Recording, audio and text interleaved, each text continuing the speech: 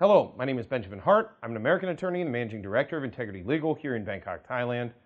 The title of this video is probably not very useful in terms of describing what's the content of this video, but long story short, this video is discussing sort of the cost-benefit analysis associated with these recent policy changes pertaining to response to COVID-19 or the spread thereof, which is apparently the reason for all of these restrictions recently imposed here in Thailand. For those who are unaware, and there's a ton of news stories out there covering this, at the beginning of the Thai New Year holiday, they came down and basically closed all entertainment establishments, pubs, bars, and just shut those down summarily.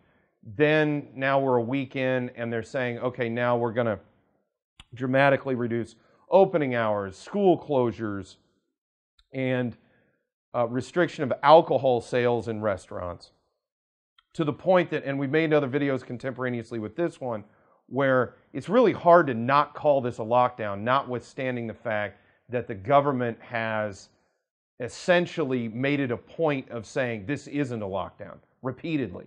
And it's been noted in many, many media outlets. There's another video on this channel or coming out on this channel contemporaneously with this video where we're discussing this. But the purpose of this video is more just an overall discussion of the cost of all of this policy.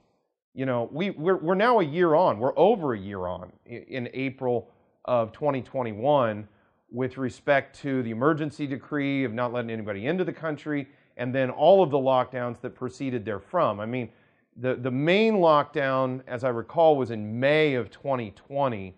So we're a little shy of a year of that. But I mean, it's close enough. It's basically been a year of dealing with these policies. And a big question is it worth the cost to the economy? And when I say the cost of the economy, I can genuinely say, just from my personal observation, just at a street level observation, driving around Bangkok, driving around Chonburi, driving around Pattaya, Jomtien, places, in the suburbs of Bangkok. I haven't gotten personally out a lot wider.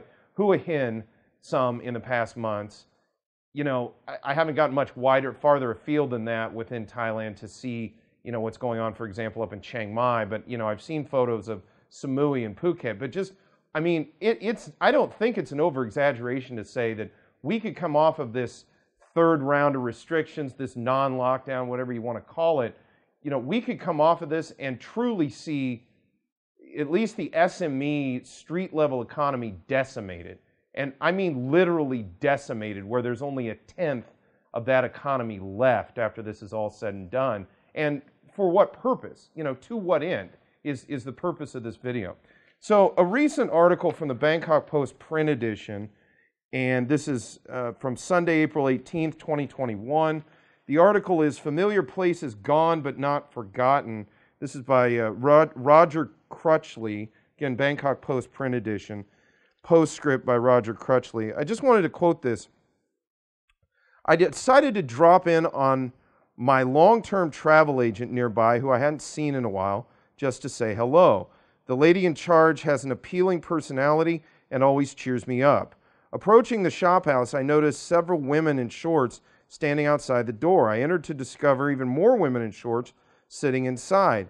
"You want massage?" they asked in a friendly chorus. I explained I was looking for the travel agent. "Closed down. COVID," came the reply. I was quite saddened knowing the travel agency was a family business and they had always been so helpful. I can't tell you how many times this has happened to me over the past year, and it seems to have happened more in earnest over the past 3 months. I do not look forward to this in the coming weeks and months, seeing more of this, because and again, it's gotten to the point where to call it anecdotal evidence of all of this economic fallout would be an understatement. It's self-evident at this point, the economic toll that this is having, here in Thailand. And sort of to follow up with that, in a recent article from the Bangkok Post, this is from BangkokPost.com, article is titled "Two COVID Deaths, 1,547 New Cases." This was published April 17th at 12:59. So this is right before the 18th of April. Quoting directly, 2 more deaths and 1,547 new COVID-19 cases were reported on Saturday, bringing the totals to 99 fatalities and 40,585 cases. Let's put cases aside for a moment. Let's just look at fatalities from this. 99 fatalities, and those are certainly all terribly sad. There's no doubt about that. 99 people have died as a result of COVID-19 here in Thailand, and my heart goes out to the families of those folks. It's terrible. It's not good, But then at the same time, again, the purpose of this video is a cost-benefit analysis, and this is not, anytime I get into this discussion in sort of a general context, well, all life is more important than money. That's not my point. If you destroy or inadvertently damage an economy, there are practical, real-world implications for that can affect people's lives. It can kill people if they starve to death. If they're not eating, if they're not working.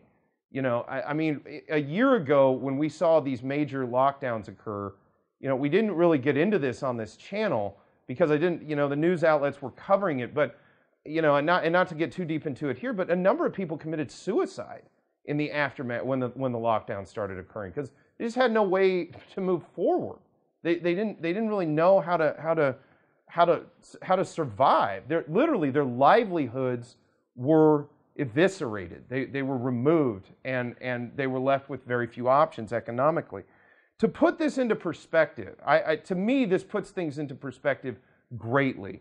A recent article from the Pattaya News, that's thepattianews.com, article is titled, Thailand's Ministry of Interior gives total accident roundup for Songkran road safety campaign.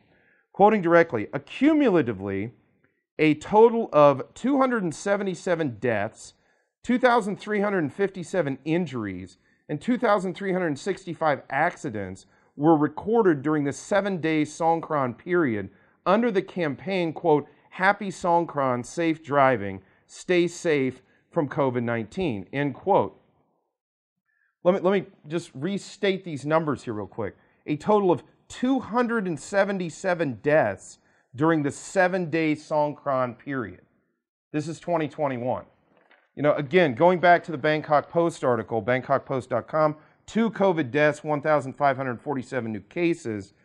2 more deaths and 1,547 new COVID cases were reported on Saturday, bringing the totals to 99 fatalities. 99 fatalities, and that's presumptively over the course of since this pandemic began some 1 year ago. Again, I'm not a medical doctor by any stretch, nor a medical professional. That's not the purpose of this video. The purpose of this video is just sort of a general, to maybe cause a little bit of general discussion on keeping all of this in perspective and looking at the human cost. I mean, I've had people in the past 3 or 4 days alone, people that I had seen in various sectors, various places here in Bangkok, various areas of the city that are on heavy lockdown. They're essentially zones that were generally sort of tourist-related areas, things like this. People that were working a year ago and were doing perfectly fine that have come up and asked me for money, or they've told me that they are, they're at the point at which they don't know what they're going to do. They don't, in this case, these are folks that generally are from Bangkok or their surrounding areas. There is no up country. They're not going to move somewhere or return back to the village. This has really taken a serious toll. And the purpose of this video, it's not really, again, I'm not really making this to be critical of the government. I think people should understand that straight away. That's not my purpose here. I think everybody concerned is operating in good faith. I think everybody is trying as hard as they can to do the best that they can. But there is a certain point where, we have to not just look at numbers of people that get this or numbers of people that have passed away. It needs to be looked at relative to the bigger picture of the economy, the people that are having true, not just economic fallout, but it's killing people, from lack of economic activity can kill people just as much as a virus can. And when you put it in the context of, just 7 days in Thailand and over 200 deaths from road fatalities, and we don't have any grand campaign to lock down highways or something. And I'm not trying to be facetious here. I'm not trying to be snarky and say, oh, well, why don't we lock down the highway? No, it's apples and bowling balls. It's not the point. But what I'm trying to say is I do think there is a broader approach to the analysis of the policy behind this that doesn't utterly destroy the underlying economy and tries to somehow maintain a balance moving forward that allows us to at least try to get things moving, try to move the economy forward so that we can hopefully see some light at the end of this tunnel and we can all move on with our lives.